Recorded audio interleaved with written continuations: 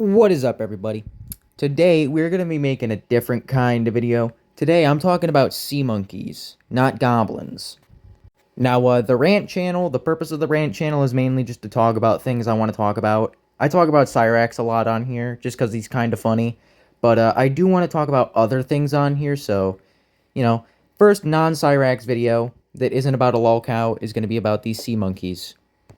Now, there's a lot going on in this tank, so I kind of want to just describe the environment. We have an algae and ciliate-rich environment that basically is its own little self-maintained ecosystem.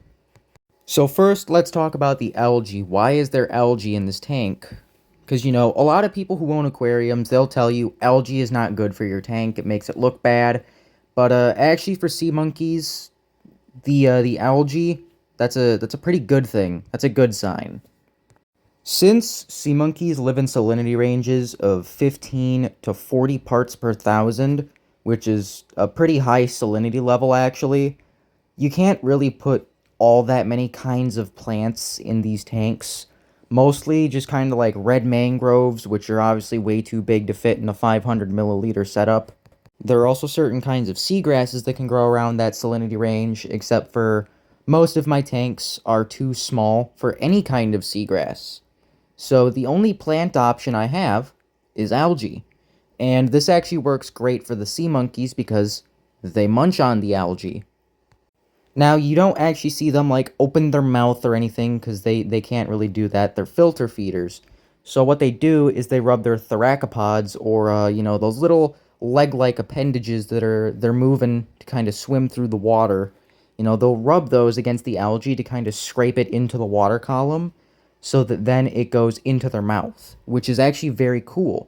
Now, if you're paying close attention, you probably see a lot of little dots moving all around the substrate of the tank, and those are nopuli, or baby sea monkeys.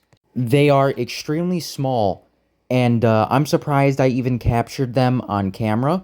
They are just incredibly small. You don't normally get these on film very often, and this is some very, I believe, good footage kind of nopuli and how they operate, because they kind of just dart around a whole lot.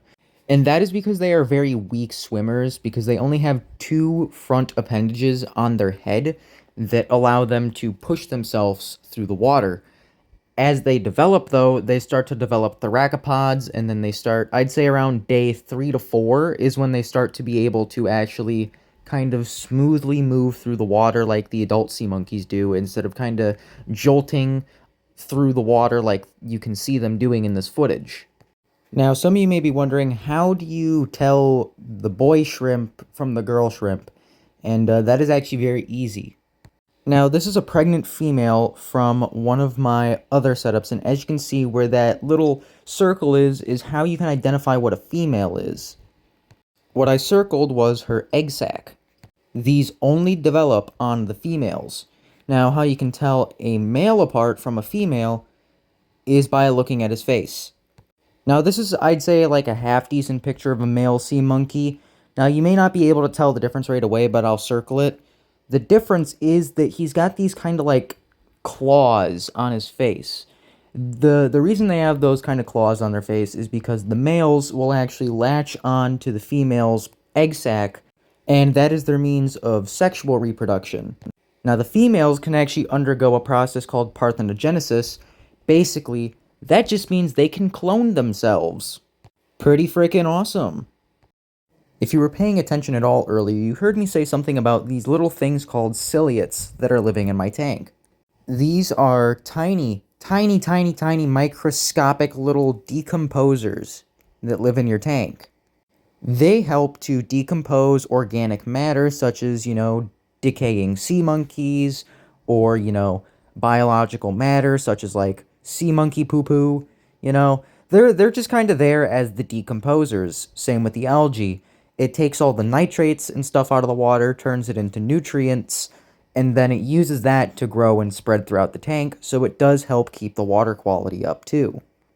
Now, I think earlier I said this tank was around 400 to 500 milliliters, so obviously it is an extremely, extremely small setup. So if you've ever owned an aquarium, you probably know what a water change is, and you may be asking yourself, how does this guy do water changes on this tiny, tiny ass tank? And the answer is, I just don't. Now, if you know anything about aquariums, you may be asking yourself if I am crazy, and the answer is not really, because this is a pretty common occurrence in the sea monkey hobby. Water changes aren't necessarily looked down upon. People do water changes, it's just it's not really common to see people do them because there's not really a point in doing it.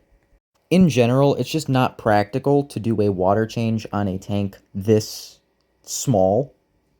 Not only are you risking sucking up your animals, but you're also, you know, just it's very hard to, change out the water, make sure you get all the waste material off the bottom of the tank, not sucking up babies and everything. It's very complicated process that takes a lot of ingenuity if you're doing it in one of the smaller tanks. But if you have anything over like a 1 gallon tank, it's pretty easy to do water changes on it because you can kind of just avoid the sea monkeys. Now, some of you also may be wondering, how did these things get oxygen? Well, here's how they get oxygen.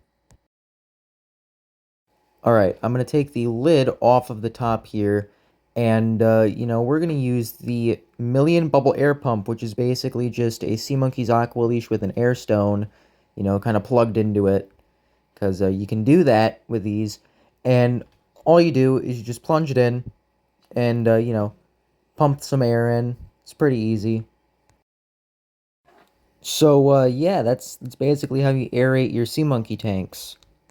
You do that, I'd say, once every day or once every other day, and, they're good. Now, if you have any setups bigger than this that can fit like a small sponge filter with like a high PPI rating, then it's really easy to just put one in, because then that kind of just constantly aerates your tank, and it also helps kind of remove, unwanted particles from the water column. Now, I can't remember if I said the actual species name for sea monkeys, but these are brine shrimp. I believe the exact genus that these ones are Artemia salina, and they're kind of naturally found in like inland saltwater lakes or like salt marshes, places with pretty high salinity to where fish can't really survive because these guys are heavily preyed upon by fish. A really common thing that people use brine shrimp for and hatch them for is fish food. They are an excellent live food source, especially like the nopuli. They are super high in nutrients and stuff from what I've heard. So they're great for like baby fish or like, smaller shrimps and stuff. From what I've heard, the adults, they're more or less kind of like snacks for fish and shouldn't be used as like a main food source. But again, that's just what I've heard through me looking into things, so take my word with a grain of salt and do your own research, please. Now that I have spent around 8 minutes ranting specifically about brine shrimp, I want to talk about my brine shrimp and my experience in keeping these guys. So from my experience, these are an extremely low maintenance pet. I really only aerate my tanks once a day in the morning with my Million Bubble Air Pump. And, for the babies, I'll throw in some Hemetococcus algae powder. Now, this is the specific brand of algae powder I prefer to buy, and there's a really good reason for this. And it's because it's really the only brand I found that actually dissolves in the water column the way that the Hemetococcus powder in the red Aqua Dragons food packet does. The reason why I use Hemetococcus powder instead of spirulina or like any other kind of powder is strictly because it dissolves in the water.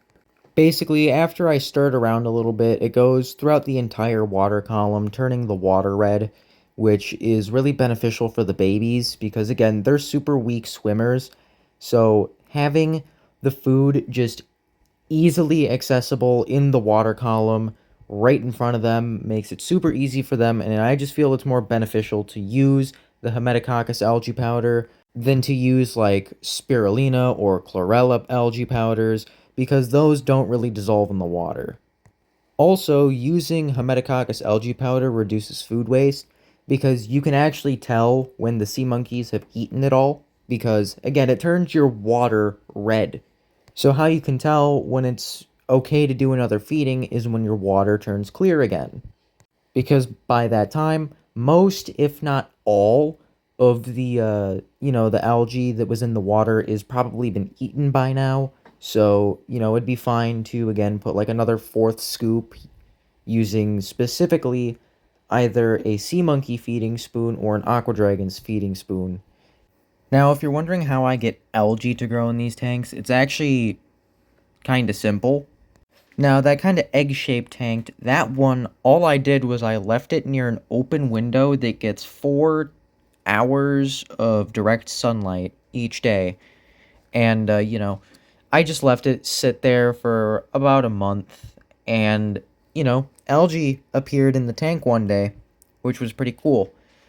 And this setup, I actually transplanted some algae into the tank.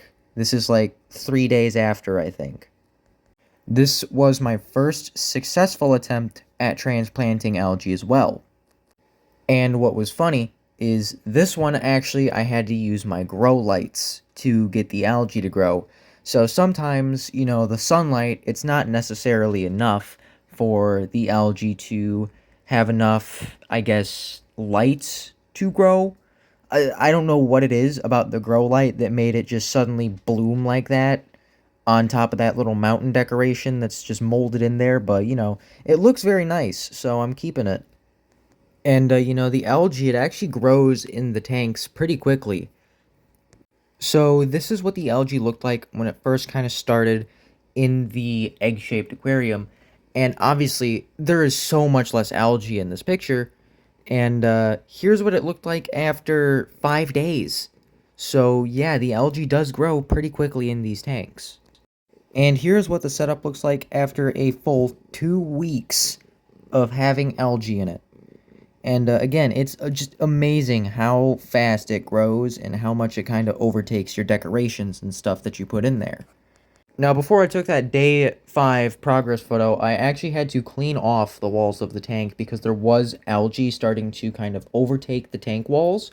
So, I took a little brush and kind of just scrubbed the walls a little bit so that they were, clean.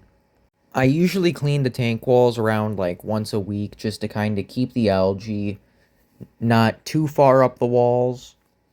But I do usually leave the algae that's near like the back wall of the tank because that's kind of the side that people aren't really going to be turning around to or looking at. So, I find that fine. All it really does is it just benefits them. So it's good to leave it in there. Now, there's one more thing I should probably mention in case anyone, wants to get one of these Aqua Dragon or Sea Monkey kits after watching this video, and it's that you should probably use spring water. That is the type of water I use. I strictly use spring water for sea monkeys, and, if you buy a Sea Monkey or Aqua Dragons kit, it automatically comes with, like, the salt, everything you basically need to actually start the tank. So, as long as you get spring water and either a Sea Monkey or Aqua Dragons kit, you're fine. Another thing you should do is keep your tank at around 78 degrees Fahrenheit. This is kind of like an optimal breeding temperature for brine shrimp, so if you want, like, long-lasting colonies, definitely control the temperature. Anyways, that is going to be it for today's, I guess, Sea Monkey rant.